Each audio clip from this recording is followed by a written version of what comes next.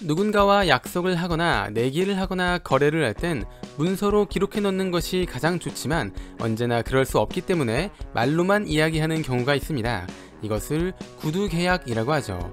물론 구두계약도 법적인 효력이 있긴 하지만 문제가 생겼을 때 이것을 증명하기 어렵기 때문에 당사자끼리 했던 말을 녹음하거나 통화했던 내용을 녹음해 증거로 남겨두곤 합니다.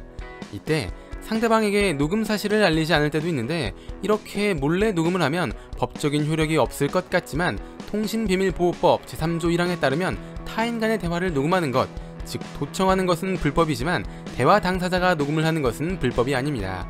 게다가 상대의 동의 없이 녹음을 했다고 해도 재판을 할 때 증거로 사용할 수 있습니다. 물론 인간의 존엄성에 해당하는 헌법 제10조에 의해 자신의 음성이 함부로 녹음되지 않을 권리가 있긴 합니다. 이것을 음성권이라고 말하기도 하는데 비록 음성권에 침해된다고 하더라도 녹음 자체가 정당한 목적이었거나 권리를 보장받기 위해 했던 것이라면 음성권 침해로 처벌받지 않습니다. 그럼에도 몰래 녹음을 하는 것은 항상 논란이 되어 왔기 때문에 개정 시도가 몇 번이나 있었습니다.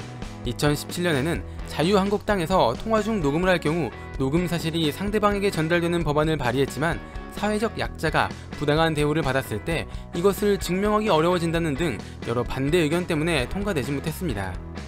2020년에는 더불어민주당에서 성관계 중 몰래 녹음을 할 경우 성폭력 범죄로 처벌해야 한다는 법안을 발의했지만 무고를 증명하는 데 더 어려워진다는 반대 의견 때문에 역시 통과되지 못했습니다.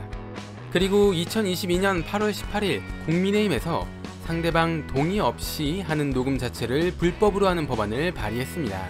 음성권과 사생활 보호를 강화하고 녹음을 이용해 협박하는 사례를 줄이자는 취지였죠.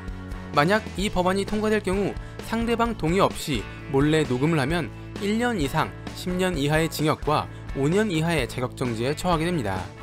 실제로 프랑스나 독일, 미국의 일부 주에서는 동의 없는 녹음이 불법이기도 합니다.